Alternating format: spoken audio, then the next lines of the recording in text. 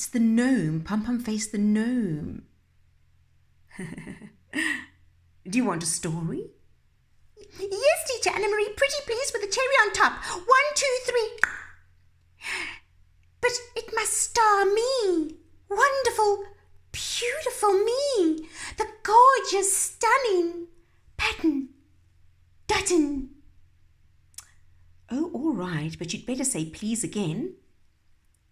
Pretty please, Teacher Anna-Marie. 1, 2, 3. Well done, Pattern. I see you found the big book. Let's see. Let me open this big book. Oh, it's so heavy.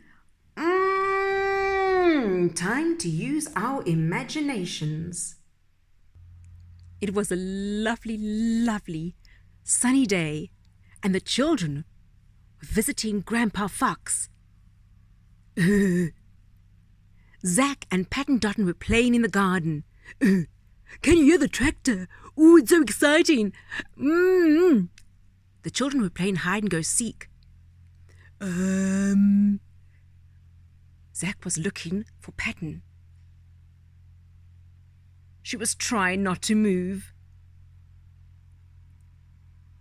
Hey, man, I can see you. Okay, I'm gonna hide now. You come and look for me, okay? Zack decided to hide in the tree. Pattern came along looking for him.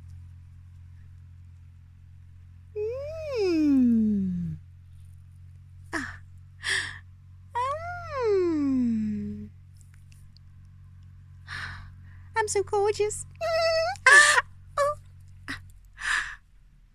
I found you, Zack. There you are, hiding in the tree.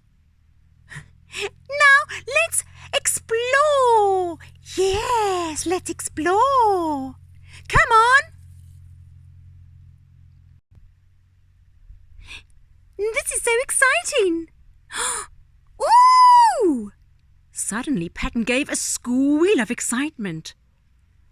Zack, come quickly, look what I found. Zack peered out of the tree.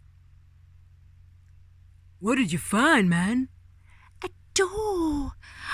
A little blue door. Wow, it was a little blue door indeed. I'm going to open it and go through. No, wait, said Zack. Remember, Teacher Anna-Marie said you mustn't just go into homes and houses. You got to like knock or get permission from your parents. I'm going to go through this little door. Watch me. Ooh. Wow. Pattern Dutton did not listen to Zack. She went through the doorway. Ooh! A magical world! Indeed, she was in a very magical place. She was in the deep, dark wood. The place where Pum-Pum-Face the gnome lived.